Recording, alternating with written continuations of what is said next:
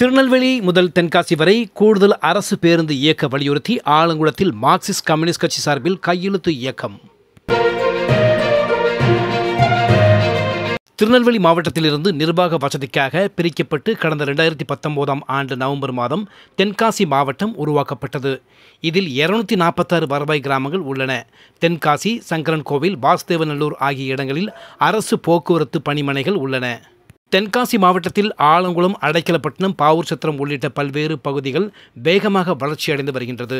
திருநெல்வேலி, தென்காசி மாவட்டங்களுக்கிடையே தினந்தோறும் ஆயிரக்கணக்கான மக்கள் பல்வேறு பணியின் காரணமாக சென்று வருகின்றனர். இந்த இரு மாவட்டங்களுக்கிடையே கூடுதல் அரசு பேருந்து இயக்க வேண்டும். ஆலங்குளம், அடைக்கலப்பட்டினம், பாவூர் சத்திரம் 1-to-1 அரசு விரைவு பேருந்து நின்று செல்ல வேண்டும் என்ற கோரிக்கையை வலியுறுத்தி ஆலங்குளம் அம்பை சாலையில் மார்க்சிஸ்ட் கம்யூனிஸ்ட் கட்சி சார்பில் பொதுமக்களிடையே கையெழுத்து இயக்கம் நடைபெற்றது. மார்க்சிஸ்ட் கம்யூனிஸ்ட் கட்சியின் மாவட்ட செயற்குழு உறுப்பினர் குணசீலன் கையெழுத்து இயக்கத்தை தொடங்கி வைத்தார்.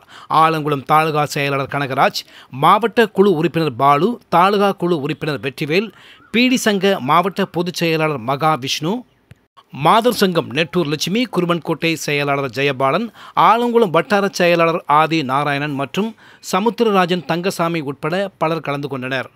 பொதுமக்கள், பயணிகள் ஆர்வமுடன் கையெழுத்து இயக்கத்தில் பங்கேற்றனர்.